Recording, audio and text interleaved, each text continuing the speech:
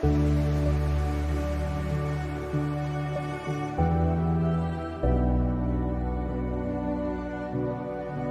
bien-aimés, bonjour à tous, j'espère que tout le monde se porte bien et que vous avez bien commencé les rentrées. C'est toujours un honneur et un privilège pour moi de vous retrouver ici sur Cine TV tous les vendredis, partager avec vous des enseignements.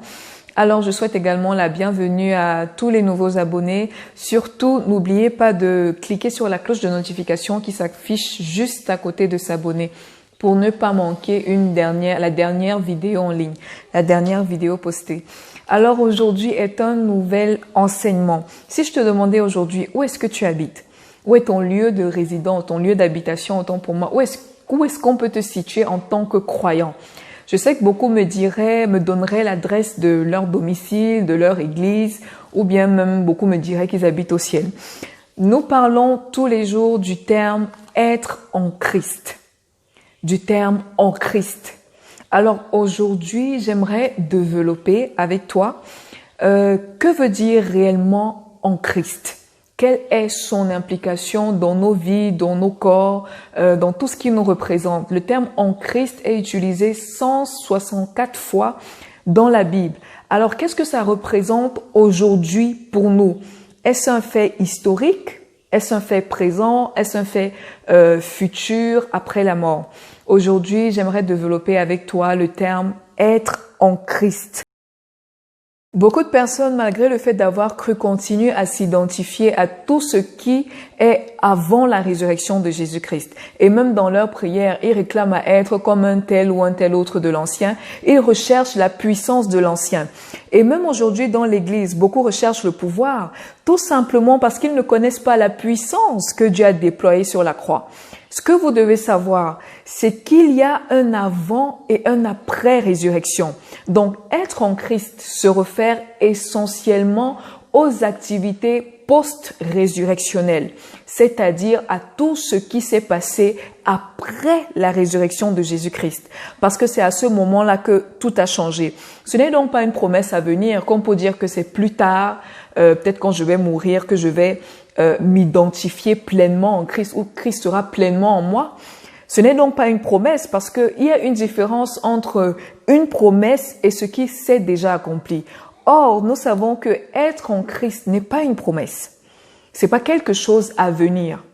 Être en Christ n'est pas une promesse. Être en Christ est ta position actuelle du jour présent, là où tu es maintenant, là où tu te trouves maintenant. Ce n'est donc pas un fait historique. Vous savez, l'homme a été créé pour vivre dans deux mondes.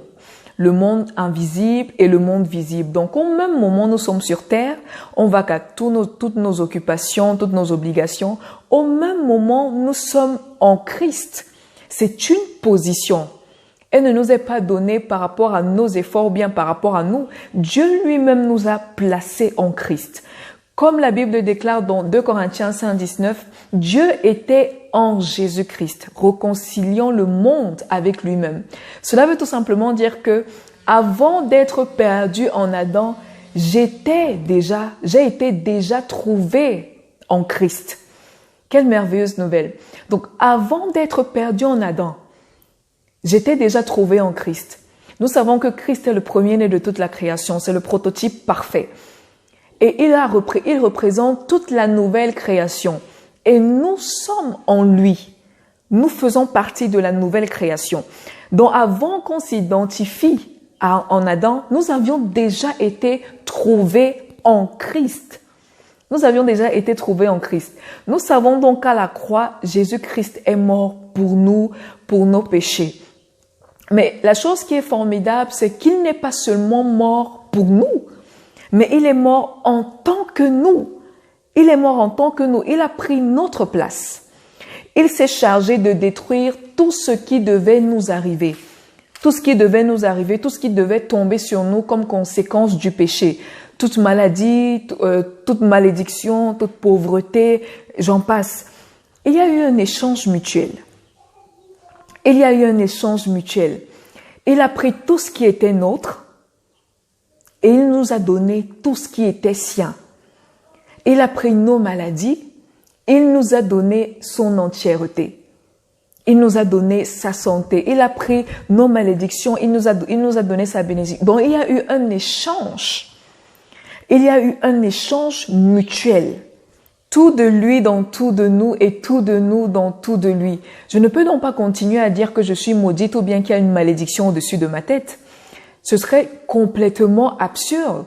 Parce que si lui, il a tout pris, s'il a pris tout de moi et il m'a donné tout de lui, cela veut tout simplement dire que je suis tout ce qu'il est, en fait. Je suis tout ce qu'il est.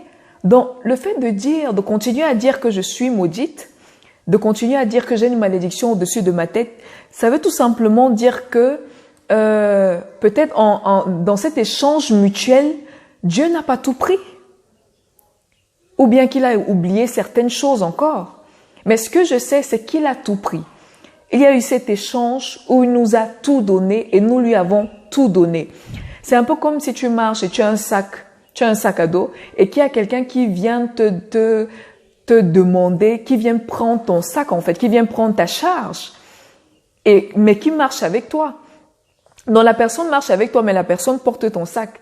Et toi, tu vas continuer à croire que tu as toujours ce sac à dos sur ton dos. C'est tout simplement une illusion. Tu es en train de vivre une illusion. Tu es en train de penser que tu es toujours avec le sac à dos. Pourtant, il y a quelqu'un d'autre qui a porté cette charge à ta place. Voilà pourquoi beaucoup de croyants continuent à vivre dans cette illusion de croire que Christ n'a pas tout porté. De croire que Christ n'a pas tout pris, de se dire que nous avons encore une partition à faire, nous devons encore prier contre la malédiction, nous devons encore prier contre ceci, contre cela. Pourtant, Christ s'est chargé de tout ce qui pouvait nous détruire. C'est aussi simple que ça. En Christ, nous sommes unis à lui. Il nous a fait partager et participer à sa vie. Donc, on a tout ce qu'il a. On est où il est et on possède ce qu'il possède. Je vais te prendre l'exemple d'une femme enceinte. Quand elle est enceinte, le fœtus bénéficie de tout ce que la mère a et est. Le fœtus ne peut pas vivre en dehors de la maman. Le fœtus ne peut pas manger en dehors de la maman. Le fœtus est à l'intérieur de la maman. Ce qui veut dire que ce que la maman a, l'enfant également a ça. Voilà pourquoi il y a des maladies qui se transmettent de la mère à l'enfant. Il y a des maladies qui se transmettent de la mère à l'enfant. Donc, si la mère s'entretient bien, l'enfant sera bien. Si la mère est en santé, l'enfant sera également en santé. Le fœtus est où la mère est. Le fœtus n'est pas au salon et la mère est en Chine. Non. Le fœtus se trouve à l'intérieur de la mère. Ça veut dire que là où la mère est, le fœtus est également. Et le fœtus possède tout ce que la mère a également. Le fœtus possède tout cela. Tout simplement, en Christ, nous avons tout ce que Christ a. Parce que nous sommes en lui. Nous sommes en lui. Nous avons tout ce qu'il a. Nous sommes là où il est et nous possédons tout ce qu'il possède. Nous possédons tout ce qu'il possède. Voilà pourquoi la même vie qui coule de Jésus-Christ, c'est la même vie qui coule en nous. Le même pouvoir, la même entièreté, la même paix, la même joie, le même statut, la même position qui découle de Jésus-Christ, c'est également la même qui coule en nous. Parce que tout comme le fœtus ne peut pas vivre en dehors de la maman, nous ne pouvons pas également vivre en dehors de Christ. C'est en Christ que nous avons toutes ces choses. C'est en Christ que nous avons toutes ces choses. C'est en Christ que nous avons ce qu'il a, que nous sommes là où il est et que nous possédons ce qu'il possède. Dieu nous a enlevés des ténèbres et nous a transférés et établis dans le royaume du Fils de son amour et nous a inclus dans sa famille. Dieu ne nous a pas seulement introduits dans son royaume, mais il nous a introduits en lui-même. Il nous a immergés en son Fils par amour pour nous. Quelle glorieuse nouvelle! Dieu ne nous a pas seulement introduits dans son royaume, mais il nous a introduits en lui-même. C'est-à-dire qu'il s'est ouvert, il s'est dévoilé en nous, il nous a pleinement fait participer à sa vie, à son intérieur. Il nous a fait immerger en son Fils par amour pour nous. Il nous a fait partager sa vie. Il nous a fait participer à sa vie. Il a voulu le faire par amour pour nous. Il nous a unis à lui. La femme accouche et son enfant grandit en dehors d'elle. Pourtant, Dieu, lui, il nous a engendrés. Mais bien qu'il nous a engendrés, nous restons à l'intérieur de lui. Nous restons toujours à l'intérieur de lui, à l'intérieur de son Fils. Ce n'est donc pas une nouvelle doctrine. Ce n'est pas une nouvelle religion que tu reçois. Il s'agit juste de toi qui es ton Christ et de Christ qui est en toi. Alors, je t'invite à ouvrir ta Bible dans 1 Corinthiens 6, chapitre 6, verset 17. Mais celui qui s'attache au Seigneur est avec lui un seul esprit. Dans d'autres versions, on dit celui qui est joint. Celui qui est joint avec le Seigneur est avec lui un seul esprit. Celui qui est uni avec le Seigneur est avec lui un seul esprit. Je me demande souvent comment est-ce que nous pouvons donc être en Christ et être possédés. Dieu peut-il être possédé? C'est la question qu'il faut se poser. L'évangile est logique et l'évangile est scientifique. L'évangile s'explique. Tu vas te dire, mais pourquoi alors expérimentons-nous tout ce qui a, toutes les conséquences du péché dans nos vies, dans nos corps, etc. Tout simplement parce que tu es plus conscient du péché. Tu es plus conscient de tout ce qui est hors de Christ que de ta position en Christ. Tout simplement. Tu es plus conscient de toutes les conséquences du péché. Tu es plus conscient du péché que de ta position en Christ. Donc, tu te sens loin de Dieu, pas par l'espace, mais tu te sens loin de Dieu par ignorance, parce que nous sommes avec lui dans une union plus proche que proche. Dans une union plus proche que proche. Et nous devrions comprendre cela. Alors, dans la même lancée, je vais t'inviter à ouvrir ta Bible dans Colossiens chapitre 2, verset 10. Vous avez tout pleinement en lui, qui est le chef de toute domination et de toute autorité. Alors, nous avons tout pleinement en lui, en Christ, pas en dehors. Donc, ce n'est pas quelque chose que je vais avoir dans le futur. Nous avons tout pleinement en lui. Ce qui signifie que maintenant que nous sommes en Christ, nous avons maintenant tout pleinement en lui.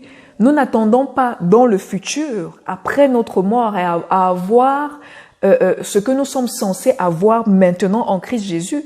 Ce n'est pas quelque chose qui va se manifester dans le futur.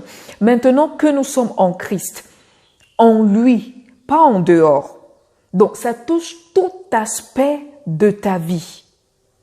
Ça touche tout aspect de ta vie. Tu crois peut-être ne rien avoir, mais tu dois t'éveiller à cette réalité et à cette vérité. Jésus-Christ est le roi de tout. Nous avons tout pleinement en lui. Cela veut tout simplement dire que ça touche tout aspect de nos vies. Ça touche tout aspect de nos vies. Il n'y a pas un aspect qui est épargné. Si nous avons tout pleinement en lui, ça touche notre esprit, notre âme, notre corps, nos finances. Ça touche tous les aspects de nos vies. Tous les aspects de nos vies. Vous devez réaliser les merveilles que Dieu a réservées à ceux qui sont en Christ. Pour tous ceux qui sont en Christ et commencer à les expérimenter. Maintenant, nous sommes en Christ. Nous sommes sur terre, certes, mais nous sommes assis avec lui dans les lieux célestes. Et quand je parle de lieux célestes, je ne parle pas en termes de direction, mais lieux célestes ici réfère tout simplement à la sphère de tout ce qui vient à nous, tout ce qui vient en nous. Nous sommes en Christ. Alors pour toi qui te demandes, mais comment faire ou bien que faut-il faire pour être en Christ, pour bénéficier, participer à cette union, à cette unicité, je t'invite tout simplement à faire cette petite prière avec moi. Tu vas tout simplement élever tes mains et répéter après moi. Père Céleste, Je crois que Jésus-Christ est le Fils de Dieu. Je crois qu'il est mort sur la croix et a versé son sang pour moi. Je crois qu'il a été enseveli et qu'au 3e jour, il a été ressuscité d'entre les morts. Je crois qu'il est monté au ciel et s'est assis à ta droite. Je reconnais dans mon cœur et confesse de ma bouche que Jésus est Seigneur. Je reçois le don de la vie éternelle dans mon esprit. Abba Père. Amen. Alors, sois continuellement exposé à ces réalités et à cette vérité, parce qu'il n'y a que la connaissance qui libère, c'est pas autre chose. Alors, demeure béni et je te souhaite un très bon week-end et je te dis à la prochaine vidéo. Shalom.